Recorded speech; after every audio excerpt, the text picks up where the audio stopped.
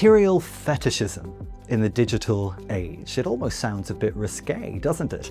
And yet there's no doubting that in recent years design studios have become smitten with a certain mode of materiality, one that places an emphasis on rawness, on material honesty, on impermanence, even imperfection. All of this in an era otherwise defined by seamless interfaces and infinite scrolls. Why? Well, that's what we're here today to discuss in this mixed roundtable with Impact Acoustic.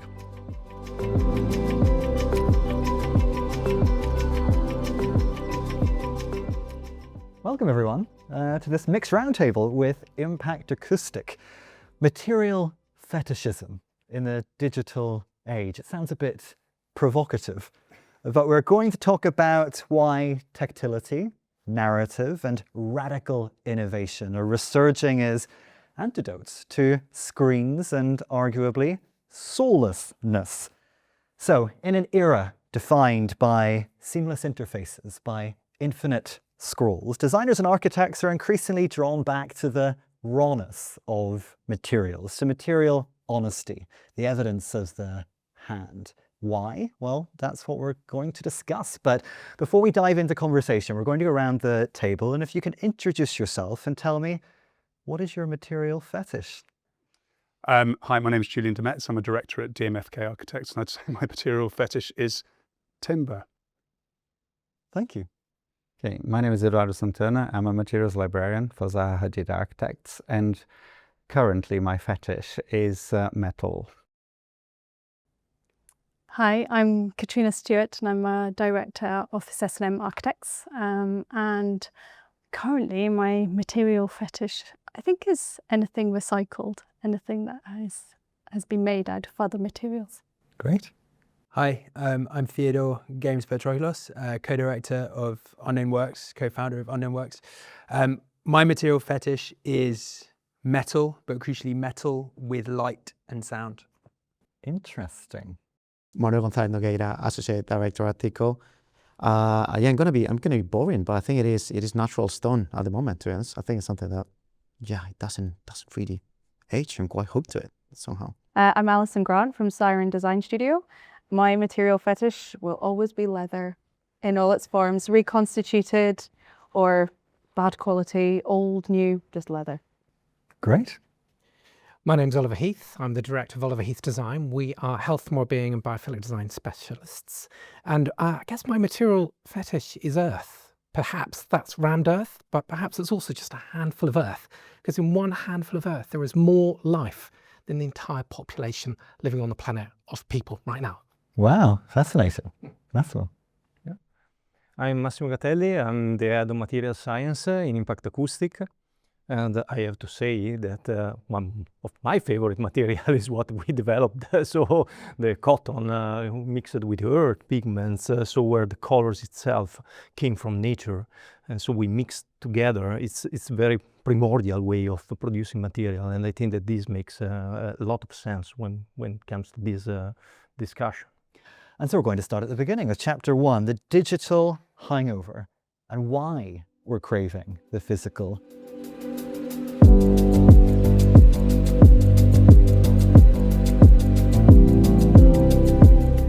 I think a renewed appetite for tactility at the moment, I think, is a reaction to digital overload. People are becoming really fatigued by being bombarded with images every day. So real things, fabricated things, created, generated images. People are seeking reality. They're seeking truth in products, in materials, in spaces, and experience, I think, is at the core of all of that. I think that we experience a lot of the world through lenses in a very two-dimensional way. So when we go to places, we want to experience and enhance that experience. So I think tactability comes into that. Yeah, I think we turn to be more connected or attracted by the natural essence of the materiality. And I think that has a reason. If you think about it, we are in a virtual environment for like 8 hours a day that we're working, and afterward you might watch a film, you might scroll through your phone. So we spend like most of our lives in a virtual world. People really start to sort of crave like tactile materials, you know, smells, you know, feeling things other than being sort of visually stimulated. Well, I think this interest actually has its roots in sustainability and the understanding that buildings have an impact on the environment. Now, if we take that a little bit further and we understand that buildings have an impact, we need to think about the human impact and the way buildings make people feel physiologically and psychologically. And when we get into that conversation, we very quickly get to the point of discussing the senses. And so inevitably, I think this interest in the senses right now is a really hot topic. So after 2 decades of pixels and polish, what's pulling designers back to the raw, the textured, the real? So it does feel like we've been living through a decade of frictionless design, that's glowing glass and algorithmic everything, but suddenly everyone is talking about tactility again. I think we all came in and stroked this table at one point or another, or the terrazzo bar counter, hand-formed clay, brushed brass, rough plaster. What is going on here? Is it a genuine rediscovery of the physical world or just a mood swing in aesthetics? So where have each of you seen clients or users respond most strongly to texture and tactility in some of your recent projects? I would maybe slightly argue that I think there are a lot of us who haven't stopped caring about tactility and who have really valued the touch and look and feel of something that draws you in with texture and a story of something beyond. But to answer your direct question, I think some not newer, but more kind of interesting, more innovative materials coming out, kind of places like Material Source and other kind of showcases of materials lately have helped us push clients to take leaps into something that might otherwise not be the standard. And I think we've seen some really lovely products that tell stories of a time past or a slower pace of life. And we can bring those stories into our spaces with things like acoustic panels made of eelgrass, which is something really beautiful, lovely, and kind of old-fashioned. And that's kind of where I've seen clients really jump on board with this idea of tactility and something different. Can I pick up on something there? Because you said that you never stopped caring about tactility, and there was something in the preamble about whether this is a genuine rediscovery or if there's been some kind of mood swing in aesthetics. Do you think we're living kind of through a period where there is more of a trend, as much as we all hate that word, for something that does feel a little bit more tactile? Is that the moment that we are in right now? I think that, we live in a very digital world, and I think touch is a very, very important thing for us as human beings.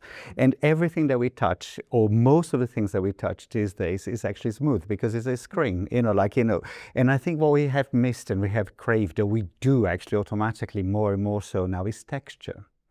Because, we are saturated with smoothness and kind of, this kind of perfection of things. And I think that the human being, more so than ever, is kind of craving that kind of contrast that we get. So I think that's, when we talk about tactability, it's more about textures. Everything has got, a thermal quality and, but it's the texture that we kind of, crave more, I think, these days than kind of, this smoothness.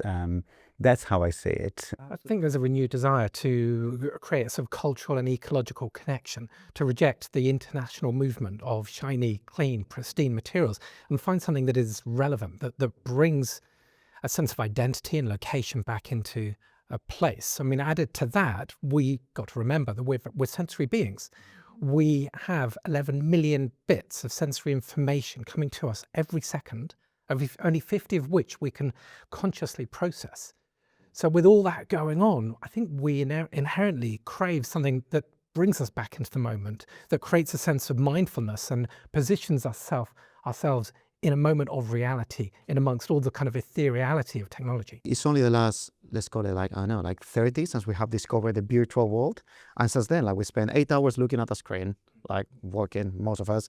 And then after that, you're watching film or you're just scrolling through your phone. So in a way, I think it's we spend 99% of our lives there. But then if you put that in context, it's only a 0.01% of the time of humans' disconnection with nature. So for me, it's less about the physical tactility of those elements and more about the texture conversation and obviously narrative, which is extremely important. But it's more like how texture make us feel a bit more like it's giving a sign to our brain. It's not really like I cannot touch that soffit, but I'm immediately imagining how that soffit feels to my hand.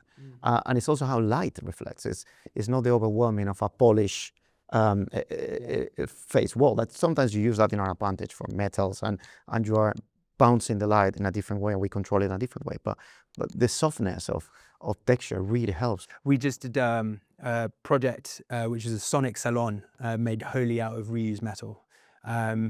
But part embedded in that project, so it's in Borough, was an experience of sound, but not just in the design of the space, how amazing the sound would be in the space, but also a visual connection with that. So the shape of sound was something was really important. So looking at how people become obsessed with hi-fis, with audio equipment, that's at the heart of the project as well. So you see something unlocks. And what were the sounds that you were outputting? It's music. So it's a hair salon, which is every single level in Borough has a different sound experience, depending on the type of hair cutting experience that you've got. So it's but also a big part of that project was about all the senses. So it's actually quite an intense experience getting your hair cut. People are seeking more. So you can't just have a hair salon which is just doing one thing. You have to have a hair salon which is also talking about sound, which is also talking about culture more generally. Julian, I could see you nodding along to a few of the points there. Well, it's all of this, and it's interesting you mentioned music. I think there's because our digital world is as a replication of the sensory things that we feel. So the music that we hear is digitally representing something that actually we're used to hearing in an analog way. The communication that we do via digital technology is a replication of actual human closeness. I remember at the beginning of COVID, there was a rabbi on Thought for the Day, and she said, when two people are together, she was worrying about digital communication and how it loses so much nuance. And when two people are together, their hearts synchronize. And I thought it was a kind of really interesting thing, because it basically starts to question the fact that everything digital is effectively a replication, and so it starts to call into question how important physical communication is, how important our connection to physical materials is, and I'd argue that it's extremely important. There's huge amounts of information that we give each other when we talk. There's this table here, which has got a whole narrative to it. If it was communicated in an Instagram post, could be a photograph of a table and no one would know any difference. So there's an enormous amount of information missing. Well, I guess that leads me to the next question, which is why now? So why is it that we feel like we're now into this moment where we feel like we want more honesty, perhaps? We want more experience? Well, I'll put it forward that actually that digital communication leaves a void. Because perhaps there's too much of it now, is that? I think as Manuel mentioned, our senses evolved in nature and evolved helping us to survive and thrive in dangerous situations, helping us to hunt and gather, but also protect ourselves. And as our senses evolve, we've now moved into urban conditions and we don't still have that same level of sensory input and richness. Our senses are often sort of overwhelmed or shut off. And we started to design spaces with that in mind. And I think there's a sort of pushback against that to create something that has a more sort of greater, deeper experiential sense to it. Yes, I think that this is something that I would like to go a little bit in deep, because I think that is a very deep approach that we have. I look at you and you look at the material at the beginning, and so you take the material and you start to act like a children, like a baby, and this is very, very, very good to see, because it's something that is new, it's something that you don't know, and you start to touch, to feel, to scrap, and to smell, and this is something that we always experience. But also when we have exhibition, and we find out all our samples just scrapped, with punch inside, and the people told, oh, it's a little bit fragile. You never think of doing something like that on this table, because you know that you will damage with the new material. And this is very, very fascinating to me. You just try to learn, and how you learn, you touch, you smell. Okay, fortunately you are not tasting, but you can. You do, you learn that when you're a kid. You put everything in your mouth, you feel it. And I think that we are recovering this kind of approach, also using these new materials inside the projects. And I feel that all this discussion is about, yes, we want to have this because we just look at things on the screen and everything is perfect on the screen. I think that's at the heart. I think that's at the heart of it. It's just like, I think people are a bit fatigued, not just of images or digital stuff, but of perfection. And I think understanding that nothing lasts forever. They don't want to be told that things are perfect for all eternity. It's just like a material will decay. It will have patina in it. It will tell a story at some point. It's got the ability. You see a material which has the ability to have some scratches in it, which build up. Like with metal, you are fascinated with metal. If you have stainless steel, then you start to scrap it and it becomes even better. But that's it, yeah, completely. But the beauty of life is that it's finite as well. You've touched upon what will be our second chapter through the beauty of imperfection, but I do want to ask something a bit more practical before we move into that space. So this is a lovely conversation, slightly in the abstract, but to bring it down to earth, how do you actually convince a client to invest in materials that people can feel, that create some of that sensory experience, that go beyond essentially just the look of a space? I think that with that, to answer the question from before, as well as answering this one, how did we come to this position? We come to it by people not being deprived of something, being deprived of being able to touch things. And so, for example, we've created this space as a response to something that we didn't have, which was the ability to bring clients down and get them to touch and feel. So we've created this whole sample library here, and everyone here has got similar things in their offices. And there's a need and a desire to actually handle products. So to get clients to buy this stuff and to invest in it, they've got to experience it, and that's why we're starting to revert to physical environments that enable that kind of thing, and that's why we're investing in it. It's not just a speculation; it's a reaction to an absence. I think we're also asking more of design, and the work that we do is always evidence-based. There's 30 years of environmental psychology backing up the principles of biophilic design. And actually there are statistics that have demonstrated that when timber is included in classrooms, students' heart rates are 8,600 beats per day less through the experience of being in a timber classroom. And it's not entirely clear through which sense that is happening, but it could be through the visual and the kind of the haptic, the visual kind of texture of the timber. It might be the acoustic quality. It might be the way light refracts off it. But whatever it is, that statistic will inevitably pique a client's interest. Can you give me, just in 2 or 3 lines, your summation of biophilic design? Because I feel like that is one of those terms, a bit like sustainability or any number of other kind of buzzwords in design, that has become a little corrupted over some years, that now people think it just means filling a room with pot plants and painting a wall green. What is biophilic design for you? Biophilia means a love of nature, and it explains humans' innate attraction to nature and natural principles. Much more than just adding plants, there are 3 core kind of cornerstones to it. The first is the inclusion of real forms of nature. That might be natural light, water, movement, plants, greenery, the patina of time. It might be what we call indirect connections, how you mimic or evoke a feeling of nature. Using natural materials, colours, textures, patterns, shapes and forms. But it's also harking back to that idea that this is an evolutionary based design ethos that recognises that we always sought out, and still do, spaces that are calming, relaxing and restorative, but also exciting and stimulating. Well, in an absolutely beautiful seg, one thing that nature is not is perfect. So chapter 2, the beauty of imperfection, when real life shows up.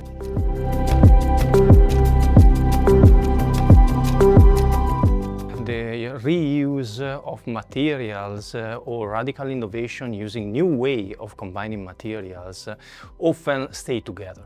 So you are using some old material in a new way, combining it with a radical new approach in the definition of materials. I think if I had to pick between the innovation of new materials and the combination of existing technologies that we know very well, I'd probably fall more strongly towards the latter, mostly because some of the things we're looking at now are traditional craftsmanship, the use of timber, the use of materials that we already know, and trying to refine craft things that have been lost, and they're quite often things that we already know. The challenge is how you bring those things together in a new and innovative way and to create new typologies. I think real innovation when you're thinking about materials isn't just about the new, it's about thinking about what the project needs. And at the heart of a project is the problems that you're trying to solve. So whenever we think about what materials we're going to use, whether they're new, whether they're old, whether they're reused, we always think about the priorities, both for the client, for the planet, and the brief at hand. I would say that real innovation in materiality is about designers and architects thinking outside of the box before we even specify things. Thinking about what the lifespan of that product is and what's going to happen to it along that journey. Whether in 5 years' time it's still going to look the way it does now, whether we want it to look different, or what's going to happen to it along that journey, and whether it's the right choice at that point rather than installing something that's beautiful and then having an issue later on. Real innovation isn't innovation for innovation's sake. We simply don't need another plastic chair in a slightly different shape, form or colour. We need to address the crises that we're facing as a society, the environmental crisis, the biodiversity crisis, the health crisis, social and economic crises. We need to use innovation to address these critical issues to create happier, healthier spaces for all life to survive, thrive and flourish. So patina, you mentioned it already, wear, variation, it can make a space feel lived in and actually a little bit more human. But in commercial projects, clients often expect everything to stay looking shiny and brand new. So how do you all help make those clients understand that actually materials are meant to change over time? I think sometimes it's actually showing what that kind of aging process will look like in a few years' time. Like, if it's a living finish, like if it's a copper, like how it's going to go actually from kind of, a very yellow copperish looking to a green kind of, patina. So it's kind of understanding that that's actually not necessarily the finished result, but that because you can actually go back to copper again once you repolish it, but it's showing that there are kind of stages of it. I think also sometimes almost sort of choreographing that change, and actually you have control over how materials sort of change. We've recently used cork in a project, and actually cork changes under natural sort of daylight, and actually by using sort of varnishes that protect against UV on certain areas and not others, actually it starts to sort of reveal a pattern over time. And so initially it's all sort of a sort of dark brown colour, and then over time this pattern that we've sort of designed sort of reveals itself. So I think it's also finding the sort of the beauty in the change, and also seeing value in that actually something becomes more precious, more beautiful because it's aged over a period. So why do we not often see interiors in that way? I mean, I just bought a pair of cowboy boots not that long ago. I mean, I'm waiting for them to develop that kind of look of being a bit worn in. So we think about other aspects of our kind of lives in that way, and yet for whatever reason we don't think about our spaces in quite the same way. So when it comes to commercial interiors, why not? Well, I think that is changing in a way. I think that used to be the case, but I think that like since kind of some kind of memberships clubs around that have kind of introduced vintage and how people want that lived-in look, and I think also as more of us kind of want to have that home look in a working space, our homes are not really kind of, spick and span or kind of perfect in a way. They are more lived in places, and when you go to work, or, you want that little bit of homely feel as well to it. I think also from our experience, the world of retrofit means that you're quite often handed patina, and your job is to reveal, edit, remove, and build on those stories. So that's what people are looking for, is distinctiveness in their workplaces as well as homes. I agree with that. Yeah. But that's quite often a gift. I always think of the Battersea Arts Centre. I've ever been there, where there was a fire halfway through the construction, and Horth Tompkins exposed that and told that story as part of the construction, as part of the final product, and it's all the more rich for that. How do you consider that from a product development perspective? Because I guess that sometimes when people specify something, they want it to remain as it was when they bought it, but it's not always going to stay the same. It's also a matter of storytelling and understanding what we are proposing. The most we are using natural material, the more they start to decay. But this is part of the story. This is true for wood. This is true for our materials. This is true for seaweed panels. It's something that is part of the story. You cannot talk to customer, and in our case, we always rely to architects. So it's a matter of having a step behind the real user of the material. So it's even more difficult from the producer point of view, because we always have a step in between.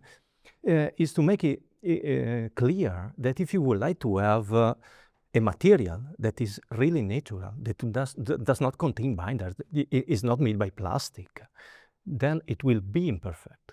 If you want to have something that is precise at a tenth of a millimeter, you can rely on other materials. I'm not saying that we always need to use all the materials that decay in a few years or will change. I will not use the term decay. Decay it's a bad term, but I will say that it will change. It will affect how the space will be managed during the time. So what do we need to do to break the industry's obsession with perfection?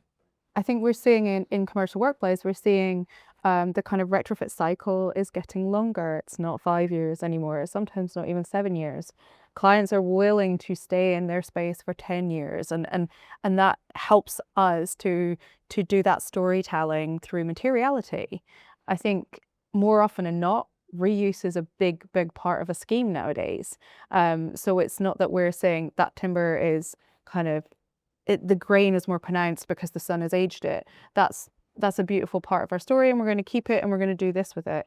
I think the desire for new and shiny, and the kind of the backlash of COVID and people reducing workspace sizes and thinking more about the space they're in, means that we have more opportunity to look at materials differently, to look at what we've got and how we can reuse them, and to look at how long something's going to last and what it's going to look like in 5 years, 7 years, 10 years more. I think it's an opportunity. Yeah, I was about to say, so I think it's for us as designers altogether to have that conversation with clients, which starts, as Maximo was saying, with the curiosity, with that moment where it's a bit more seriously playful, as we normally say. And that is for us to actually bring the clients the offering of being able to touch the materials while we are doing a presentation. And that starts the journey. And I think then it's managing expectations and then controlling that decay, because there are stories that are worth telling and stories that we don't want to tell. So it's also how we filter that, and then we control it in our advantage. In your example, it's a beautiful way of doing it with this cork application where you reveal some patterns. But it's also the journey of telling the clients, hey, I'm going to render this today, I'm going to render this in 20 years from now, and are you sure you want to join to this journey? But also from our side, being able to tell them that's not a good idea, like such as like expose wood in a location which is south oriented, is going to end up being grey in a year time. It's like, are you sure you want this? Because this is going to look like that. So it's more now, and I agree now, it feels like the commercial environment is adapting, thankfully, and the clients are a bit more open-minded to come in this journey. I think a big part of it is, design is communication. I think adapting not just the way that you design, but also the language you use. I think like designers have a propensity to always try and talk to other designers, and that's like not the way that you get something delivered, and it's not the way that you make sure that your project is like right for the project at hand. And then the communication with the material itself has got to tell a story. And I think a big part of the construction industry, I come from, we do interiors, but we also do architecture. There's lots of people who are just a bit grumpy all the time.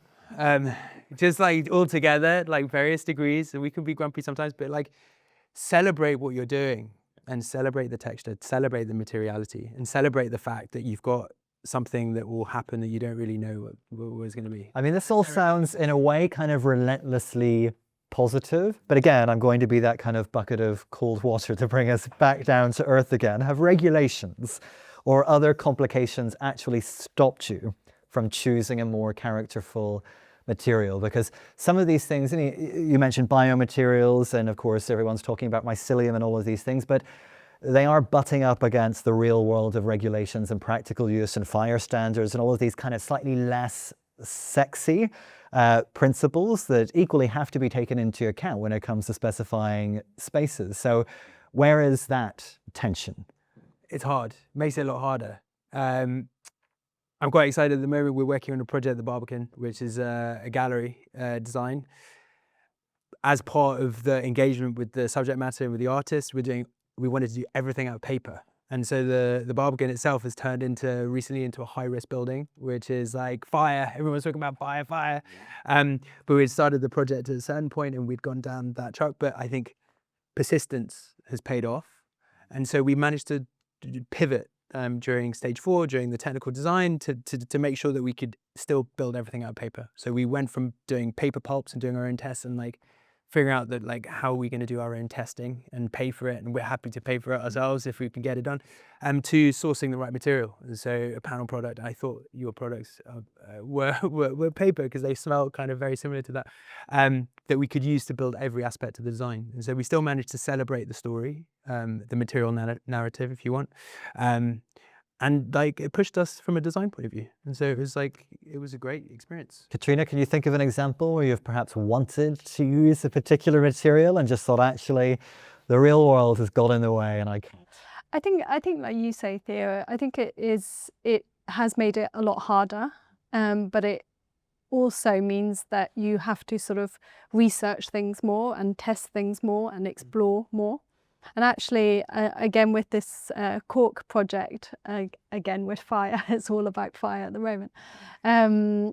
We had some challenges, but actually you sort of work around those challenges and obviously make sure that everything is compliant. But it's just a sort of slightly longer journey, but I think But is that also a bit of a bit of a luxury, in the sense that if you're doing that on behalf of a client, for example, they may just want you to take the easiest and most cost-effective option? For necessity, I think as businesses, we're all trying to work with businesses who take testing very seriously. So it guides us towards working with certain kinds of people. So yeah, you have to, if you're going to work with paper, for example, this ceiling is made out of recycled newspapers from that have been bought from America, and it's been very heavily tested, but you have to develop relationships with suppliers who take safety very seriously. But no, I don't think it's a luxury. I think it's a necessity. And by that as well, I think that actually the suppliers become less of them. So actually kind of, your work is a little bit cut out, although it's a long-winded way, it's a little bit cut out because there are few people that you're going to. Can I also say, on the flip side of all this negativity you brought to the table about regulations, is that there are also accreditation systems that are encouraging us to think about materials and the way that they can improve spaces. So we have things like the Well Building Standard, the Living Building Challenge, a Building with Nature, that are encouraging us to think about indoor air quality, about our connection to spaces, agility, the reflectance of light and warmth and heat and nature. So there is also this other side of accreditation systems pulling design teams together to focus them on how we create buildings that perform better and reduce negative costs. I think also we need to work with educate our clients to invest in things that have been very well thought through, and take them on a journey. Products that I think cost is actually more than regulation, is actually the thing that knocks out materials that you might otherwise want to use. And actually what you need to be able to, for example, our landlord here is Derwent London. We specify a lot of furniture for them that they'll use in a project, and then they know that that piece of furniture will get moved to another project and then to another project, and it has longevity to it. So developing a client's understanding of the importance of spending a little bit more to have something that's lasting and that will have another life and that will keep getting reused is the thing we have to do. Repairable, resandable, reusable. I think that from the perspective of a producer, these are all the things that we need to take in account when we develop a new product. At the moment, all the producers are very focused, and I think that also these regulations are pushing a little bit more the producer to define a little bit more the design of the product since the very beginning in all these aspects. Fire reaction, sustainability, recyclability, the material that you are using, all the supply chain, how your supplier of raw materials are already or not certified from some of the regulation that you are need to use. For sure, with some materials, you are facing difficulties because of the regulations sometimes, because it's a new material, and we were talking about our material. We use earth pigments. Earth pigments came from the earth and from many places to find out the right colors. And we are facing in the regulation path a lot of costs related that we need to test all the things that we are putting inside that are coming from producers that are quite small. We are relying on very small producers, and we are taking in charge of all these costs. But I think that this is, let's say, the motivation why we are trying to put a little bit more the boundaries of what it is possible to use or not. And at some point, regulation is not so bad, in my opinion, because when it comes to sustainability, you need to have some paperwork done, because at the moment, everything is... But then let's go back to this point about because you mentioned cost sometimes gets in the way more than accreditations.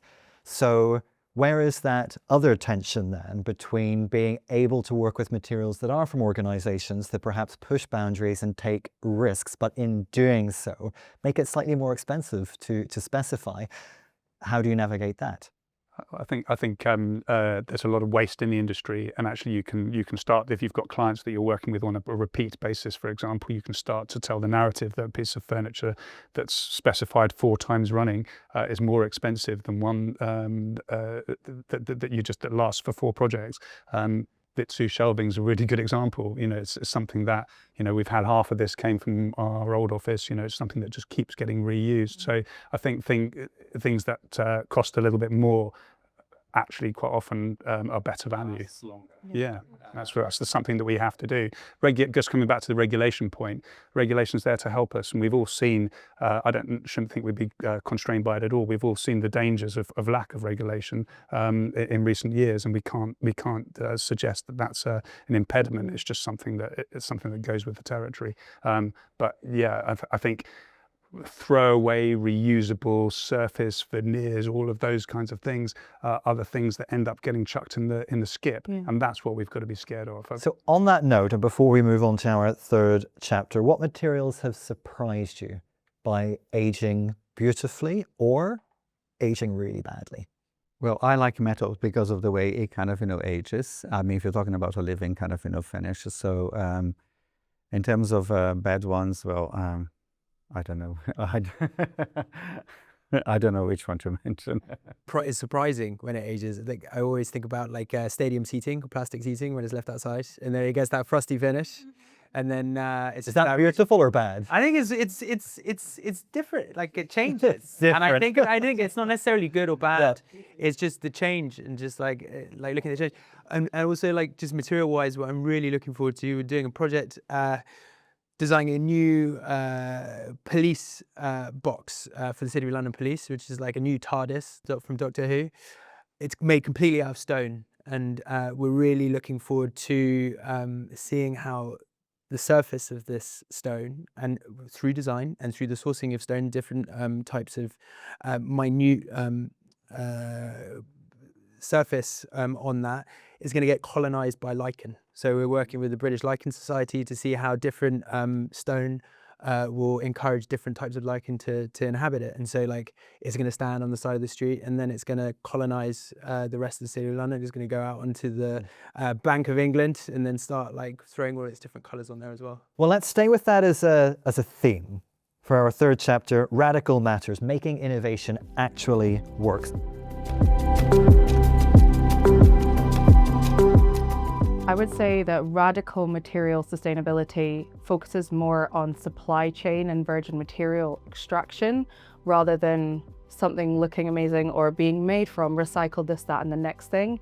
I think oftentimes we can get bogged down in the word recycled and that we're doing our best by using something that has been something else, but we don't consider the manufacturing process, we don't consider the end of life for that new combined product. Radical innovation in new materials means to use resources that are put together in a way that you are not adding things that make them unusable later on.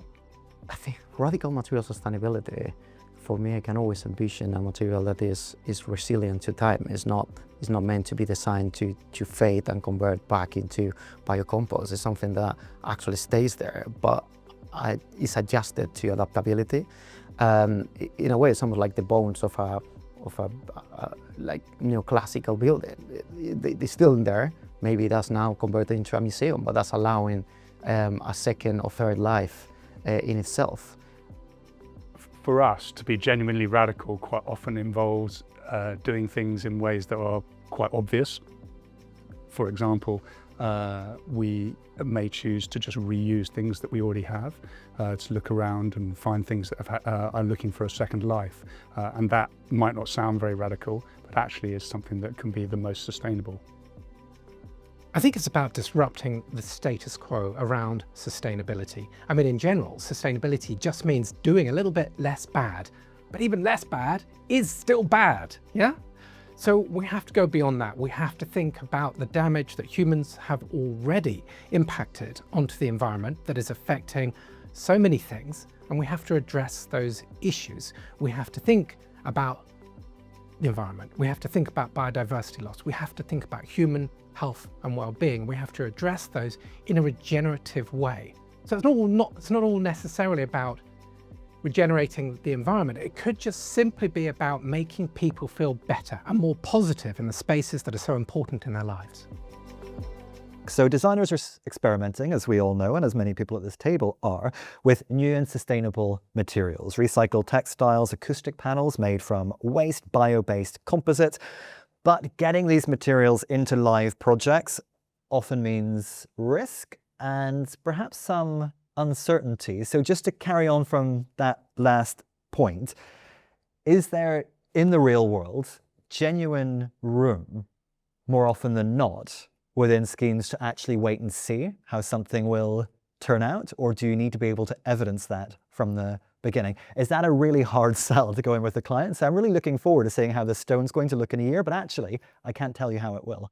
I think it really does depend on the client and what their vision is and how you take them on that journey and tell the story. I think there are so many projects recently that we've worked on that have had actually a lot of impacts products in them, and where we've had that surprise moment of product turning up on site and it doesn't look exactly like the sample, because we've had the sample in the office for 12, 18 months and the sample has just oxidized that little bit and looks different.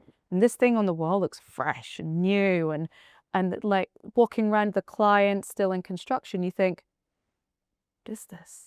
But they love it. They're like, I can't wait to see when it looks like this. And then I can't wait to see what it looks like 12 months later. And then, 5 years later. You just have, I think if you can be lucky enough to attract clients who believe in the same kind of ethos of storytelling through design that you do, But have you not had, the winner. For me, we quite often have clients that are like that, but our construction, the systems and the procurement methods, for example, are things that quite often get stuff chucked in the bin that you would like to, that the client wants to keep in the project. So we had a prayer building we were working on recently that had round earth, it had natural ventilation, cooling under the floors, and a whole load of things that were all fully costed, but then it went design and build, and then you've got our very, very unsophisticated construction system that's in this country, and the way things are bought, that doesn't want to take risk. And I think that's a huge area for loss. So we've had loads of projects that meant well, even from the client's point of view, and then just got kind of sidelined, and you have to keep the project on. Well, I'm going to play devil's advocate again, because it is lovely, this idea that you might be able to manifest a certain type of client who's going to be receptive to all of that creativity and ambition. It doesn't always work that way. So, I mean, is it generally speaking quite difficult? to come in and say, look, I know how this is going to look in 6 months or a year's time, and it is going to look different, or is that must be a hard sell, surely? I mean, we have talked about it as well. It's all about managing expectations, right? So it's like, as long as they can see, even if without all the minutiae of controlling, at least they can expect that there's going to be a rough tonality, surface is going to change, or they're going to need to maintain it further, which is again something that they will, altogether will try to avoid, because then defeats the purpose of doing something sustainable.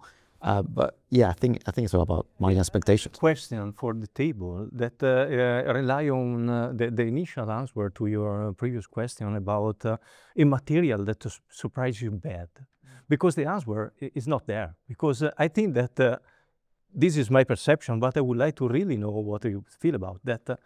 The clients, if they don't like a material, they don't like when it is installed. After 2 years, they will call you. It's more when you talk about suppliers that are providing like timber products, that's the first thing they tell you. It's like, this looks lovely. It's very like dark walnut, very rich timber. If you're going to apply it in a way where you're going to have sun, 6 months, the client's going to give you a call. It's like, that looks nothing like the planning, even the planning information. So from a statutory perspective as well, there's something that it needs to align to say it's going to change.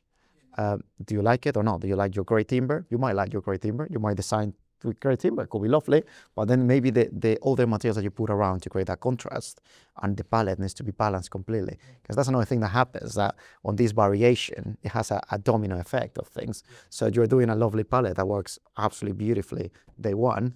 Suddenly this guy's changing differently, this guy's changing differently. You get to a point where they could be too similar and then suddenly like clashing. So it's more about how we all control that variation within research. I think it's also about having humility as a designer, right? You don't know everything, and you can't solve everything, or you can't answer everything for the client in the first instance. You don't know exactly how it's going to turn out, but also talk to suppliers, talk to the experts who know what they're doing, not just suppliers, but like a scientist who might be researching this specific aspect of a material, or a way of putting two materials or a process together. It's our responsibility though as designers, surely, to do our due diligence and to understand, if we're going to say we think this timber is what you should use, do we know about it, or do we just think that's pretty? But this also feels kind of within the realms of materials that we are traditionally more familiar with. And actually there's a lot of stuff coming out, if we're talking about making innovation work in the real world, that we actually, no one really might know how it looks in a couple of years' time, because we don't necessarily know how a mycelium chair is going to age, because these are often things that haven't been produced at industrial scale. So where is that balance now in terms of some of these really innovative materials that are kind of pushing the boundaries, where that foresight just doesn't exist yet? I would argue on that timber is the one product that I think designers don't understand generally, not the people around this table, but generally, that isn't new, isn't innovative, it's been around, and they still don't understand it. And they still we've lost connection with the process. It's losing connection with what it actually is, and just having that kind of surface level kind of. So I got super interested in this table and Nikari who make it, and then we went out to Finland to have a look at how they do it, and then you understand, you understand that how the factory works. It's they power their factory from hydroelectrics. They show you where the wood comes from, and then they show you this heritage of craftsmanship. They know which part of the tree the table comes from. Then you understand that there are crafts behind these things. Yes. And I think that's what we need to reconnect with. Absolutely. Yeah. That's our responsibility when our clients take us on. If they are bringing on a good design team and paying us all this money to make a space for them, that's part of what we should be doing every day. I think a big part of it is just making sure you get your fundamentals right. What are the priorities, and set your priorities for the project. And then you address those, and then you build the space within the project for R&D, and then you have the flexibility to be able to do stuff, and then you build that trust with the client to be able to do something at order. Yes, because I think we are kind of focusing a lot on how it looks, but we also have to look at performance, right? Because we specify things. Yes, look is one thing, the color is one thing, but is it actually performing? So like, is the acoustic kind of working? You know, is it actually kind of still doable? You know, like, you know, is it just need to look pretty? So I think, you know, they are both things that we have to take into consideration. Tell me, what has been the most experimental, sustainable, or radical material that you've come across recently? Mycelium, yes. It's not kind of recently because it's been kind of, on the bubbling kind of, surface for a while. But yes, I'm fascinated by it. I think like fungi, anything fungi, it's fascinating. Katrina, what has been, same question, but you've actually specified on a project, and did you have any challenges getting it across the line? I mean, because it is quite recent, but cork is an amazing material because it's one of the most sustainable materials you can find. You don't even have to fell the tree to harvest it, and you can use it. I mean, in this project, we've tried to use it in as many parts of the building as possible. So you can use it for flooring, insulation, cladding, even aggregate in render. You can on clothes. It has that marble feel. It looks lovely. We got it in our office as well, in one of the walls as a cladding. It looks like a natural stone. It lasts for a really, really long time. I mean, also just to go back to your question earlier, all buildings will change, all materials change, and actually the construction, the building of it is only the start. So you always have to think about, in 10 years' time, what will this look like? How will it change? In 20 years' time, how will that change? And I think having those conversations actually helps clients and people understand, actually there will be a change. There's almost no material that will remain sort of static, but it's about sort of choreographing that and sort of thinking about, So how do manufacturers and suppliers play a helping hand in that process and helping you as designers to push innovation? Is there a kind of testing process? Is there something where you get to say, this is what we need it to do, but we need guarantees that it's still going to be working in a year's time? What does that process look like? To me, I think take back kind of, programs is a good one, because that kind of, shows commitment, and is kind of, is a two-way thing. So I think that's the one that I would say. Yeah, this is something that also, as a producer point of view, and this will connect to the design of the material and the product now, is to find out ways to reuse the material in your own production. Because this is a way that can help. Obviously, you cannot have under control all the things that are exiting from your production line. But the most that you are able to take back, the most you are committed with the customer to give a feedback, a follow-up after years. And this is very important, but it's not so easy, because it's not a take-back program that just is used to throw away the material once you get back. The idea is that you can really be able to reuse the material, but you need to design the material for doing that. If you are using old materials, this is not always true. Also, the use of binders, the use of different... Cork is a beautiful material, for example, but you can use cork in many different ways. And you can have ways in which the cork is a pure cork, like in expanded cork, it contains nothing. And you can produce, let's say, flooring with cork and bio-based resins or resins, and this makes a completely different material. So also at that level, you need to take in charge what you are really doing. But it's an interesting point, because I think when we talk about innovation, and it is perhaps baked into the term, but it's often defined by this idea of newness, even kind of radical newness. But is real innovation about new materials, or actually about smarter ways of combining and reusing what we already have? What do you think, Oliver? I mean, I think innovation for innovation's sake is just a complete waste of time. We've seen that endlessly over, the sort of iterations of kind of various forms of furniture. But we do need to think about how we use innovation to meet the critical challenges we're facing: environmental challenges, biodiversity loss, health, economic, social crises, and we need to use technology to innovate to meet those challenges. And I think that's where innovation has a really important part to play. I think also innovation, it's both, isn't it? One is developing interesting new materials, which can actually involve a lot of circularity and reuse and going back to old techniques, and the other one is bringing back old techniques and reviving things that have been tested through the years. And I just wanted to touch on that I'm not a manufacturer, but it feels to me that as a manufacturer, if you're not dealing with innovation and doing interesting, sustainable practices, then really you're probably going to sink. And most of the manufacturers are doing that. And there's a sort of closing of the circle, because I think that a lot of clients have especially more established clients have got sustainability policies that you, as a designer, you have to meet certain requirements. That means that you have to then link up with suppliers who are thinking that way. So I think that there's a very positive environment at the moment. Is there an image problem that gets in the way with using some materials? I'm just wondering, because a lot of what we're talking about is kind of, it's timber, it's cork, sustainability has come up a lot. It will be our next chapter. But my partner, for example, is an academic in chemical engineering. And plastic is not inherently bad. We simply lost sight as a people of how to use it, when actually it was originally developed to be much more enduring than paper bags, which were seen as incredibly unsustainable and kind of throwaway. Is there an image problem when it comes to using certain types of materials that actually isn't really about how well they function or how well they'll last or what they look like? It's just that the optics are not great. Is it an ownership problem as well? I mean, shouldn't some of these things be not purchased? It should be the responsibility of the manufacturer to always be the owner. And if they were, they would design them in a completely different way. Absolutely. And I think that plastic itself, I agree at some point, that is not bad, but the way we are using is completely crazy.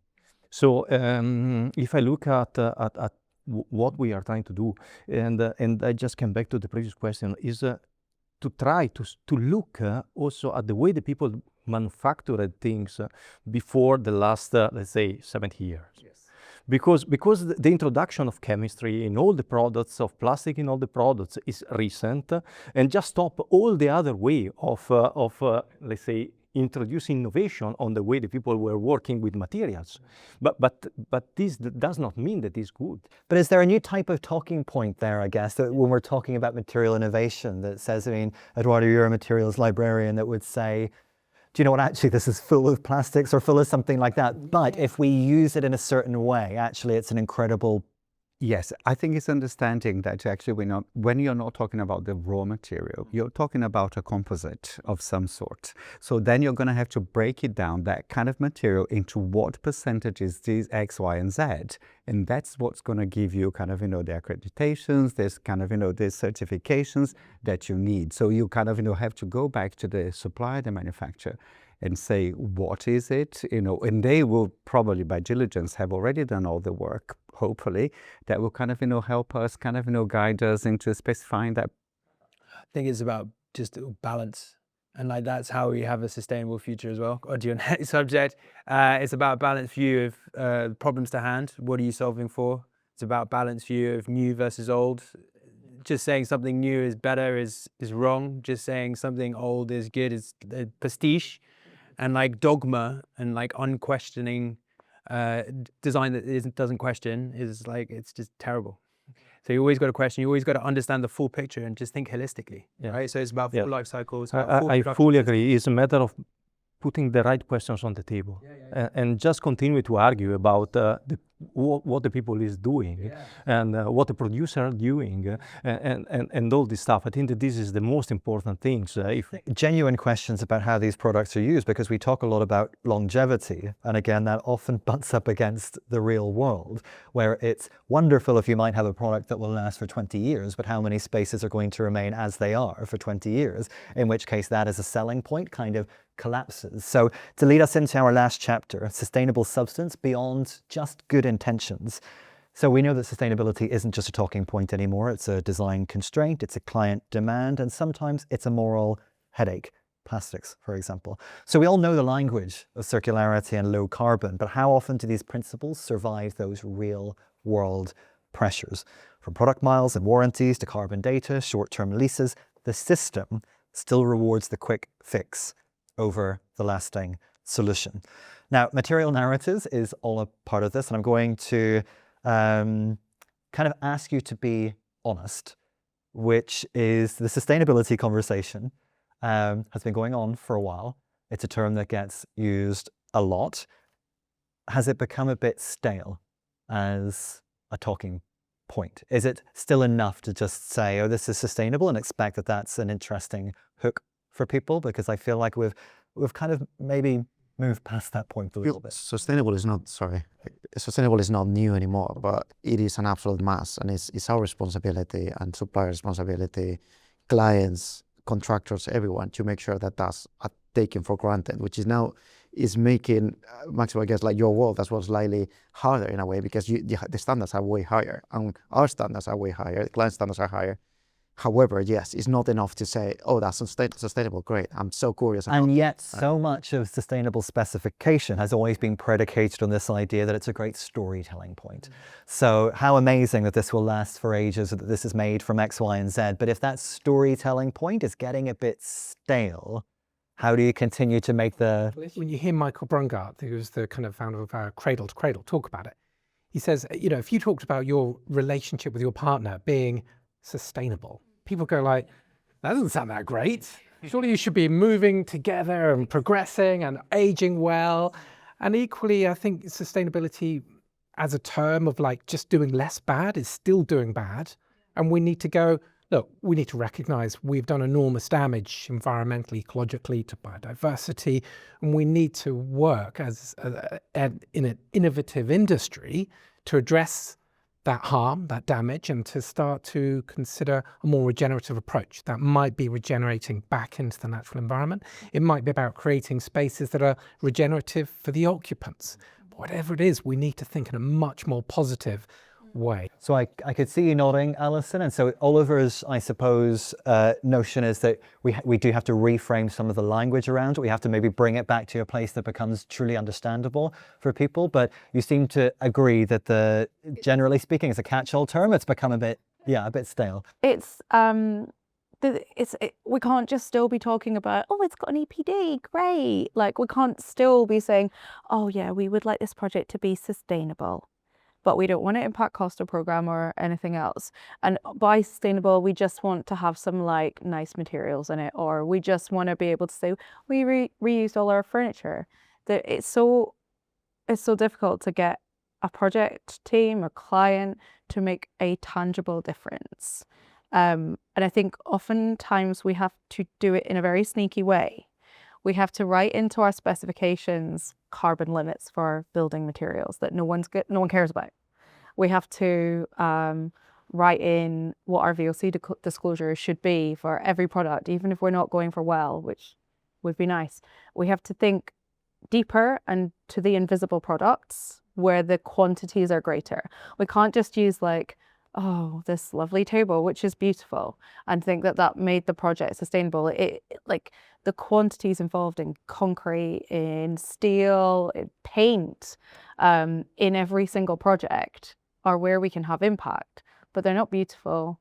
They're not where the reps can come and tell us a lovely story. We can't go to a lovely R&D department in Switzerland and look at something. But if we know the narrative is so important, how do we make that sexy? Because it was very well articulated, but it's not sexy. So how do we, if we know the storytelling aspect is so important, how do we bring the sexy back to sustainability?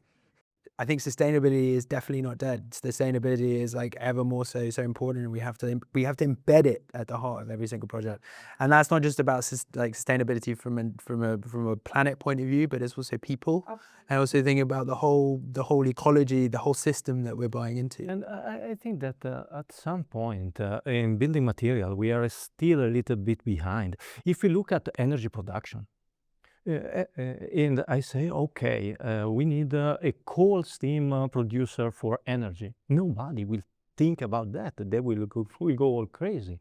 But in building materials, sometimes we have not yet this feeling, especially with not sexy material like cement or things like that. Yeah. But the carbon footprint is impressive on that kind of materials. Much more than in panels or tables or whatever it is. So I think that the narrative is still not so diffuse. We talk about sustainability, but in a way that is not probably so clear in these things. I think it's also very narrow. I mean, so much of the conversation is carbon-centered. So we get this carbon tunnel vision when there are so many other things around it, like biodiversity, like sort of air quality, like water quality. We're not going to solve the environmental problem through carbon or just recycling. Well, we've got to address it in a much wider. And this is much more true, for example, when we talk about bioplastic. Bioplastic is something that when we talk about biodiversity and not the carbon footprint is mess.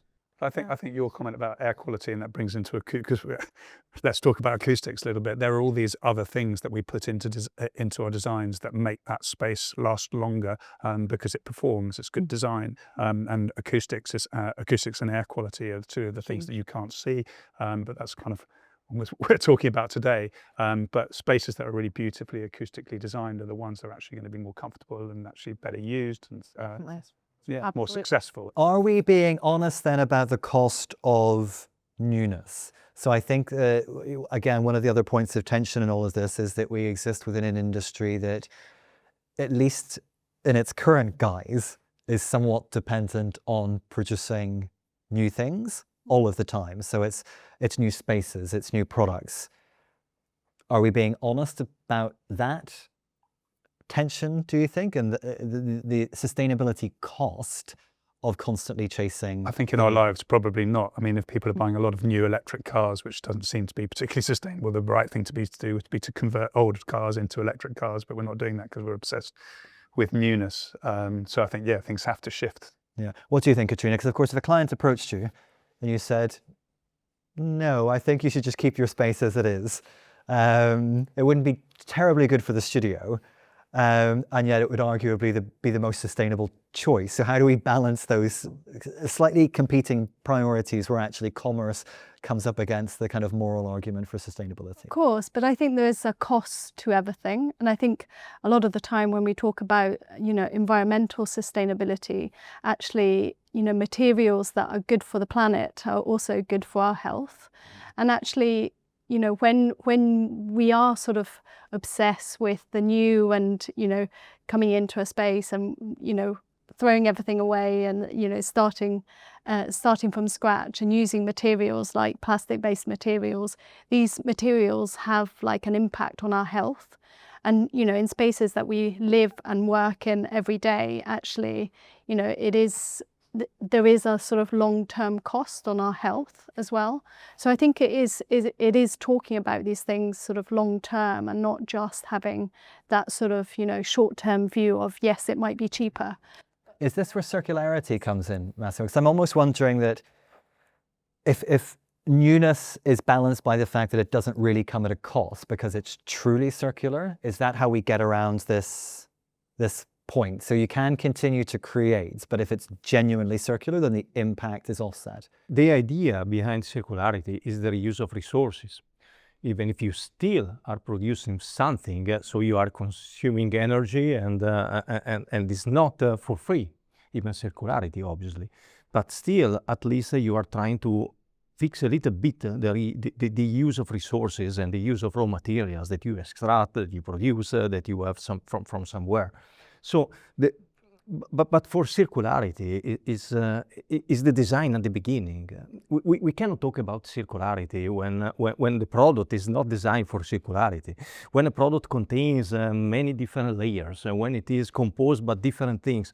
Because in the real world, when you dismantle a building, if the material itself costs nothing, and it costs less to throw away than recover, redoing these materials, that does not work. So who is asking already, is this, it's not just is this material sustainable, but is this material circular? I think with circularity is just one aspect. We need to take an all-life approach to buildings. We can't just, materials are one part of it. We'll be measuring the carbon, we'll be measuring the mileage, whatever. We'll be measuring, the toxicity. We need to kind of think about where these materials have come from, what or who they've affected, how they've been transported, how we're producing them, how we're going to install them, remove them, where they're going to go afterwards, and when they go afterwards, who or what sections of life or what future generations are going to be affected. It's a much bigger picture. I think you've just talked about the future of practice more generally, and about like who we are and what we do as designers. Because I think like at the core of what we do is about questioning, and it's not just about creating something for the sake of it. And I think like saying this as like a designer who loves to make things and make beautiful things and make sustainable things. I love designing myself out of a project. I do, because it's like if it shouldn't exist, we shouldn't do it. Like that's actually the most sustainable thing for sure. But I think more broadly, we need to do that in order to make that sustainable for us to be able to live. I think changing the way we charge as designers, changing the way that we frame our involvement within projects. Well, I've got a final question for you, and we're going to go back around the table again, because I know how much everyone loves that. But what does genuinely radical material sustainability look like? I think genuinely radical probably would having the boldness to do stuff that perhaps is not necessarily sexy or particular or visually exciting, but it's something that having the boldness to do something that feels circular, that involves reuse, and that gives a space the best chance of lasting the longest. Or make it sexy. I mean, I remember when acoustic panels were not a kind of designed parts of the process, and it's a perfect example of how actually enforcing this kind of aesthetic change, you actually end up making it a sexier part of the scheme. Maybe we'll get there with miles of concrete, who knows.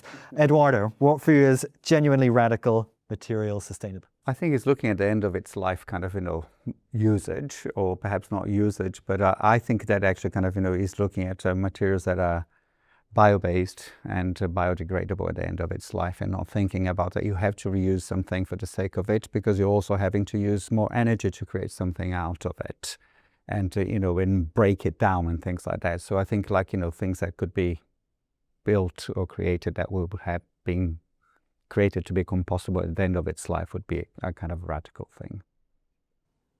I think it's, for me, it's about sort of seeing value in waste, and actually seeing these materials that are so often wasted and thrown away as something that is inherently sort of valuable and precious.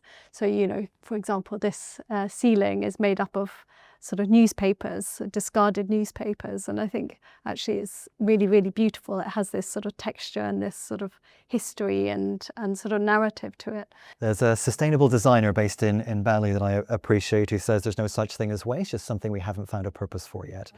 I think boldness, I think action. I think there's nothing worse than just sitting around a table and just talking about stuff, or reading a sustainability statement and then just talking about it. I think you actually need to implement. You've got to walk the walk, and I think embed that thinking into everything that you do.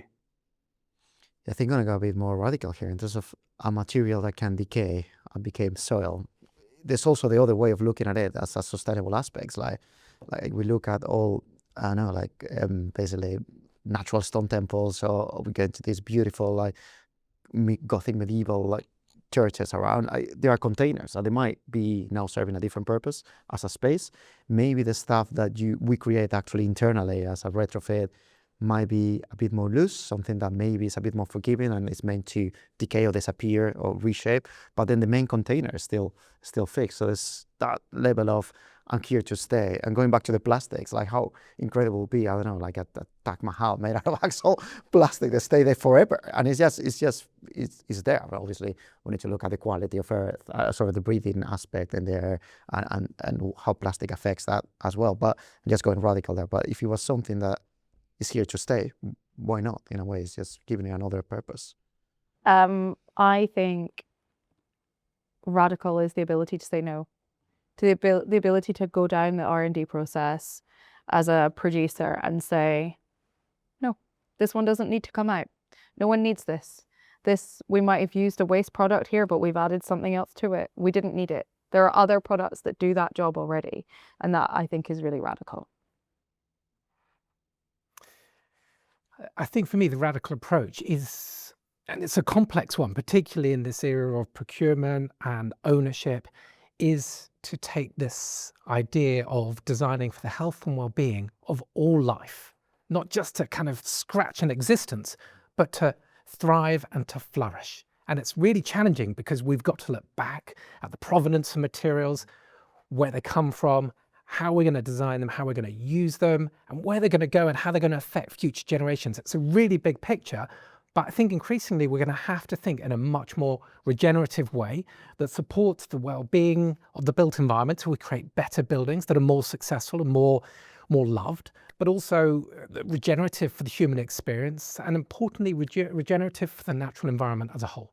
For me, radical material is something that is made with one material, that is made by a simple, in a simple way, that is made without the using of too much energy, looking at the sourcing, looking at the needs of that material. And this is something that is always very difficult, because I don't think that we are using also materials from discharge, from waste. But this is only a small part of the story. This is something that I always would like to point out, because if I take a wasted material and then for having a new material, I introduce something that will make something that is different. It is even more difficult to recycle at the end of the life cycle with respect to the initial stage, or will take this material from a streamline that is more or less stable, and then you take away and you cannot reuse anymore that material. This is far worse than using something that is new.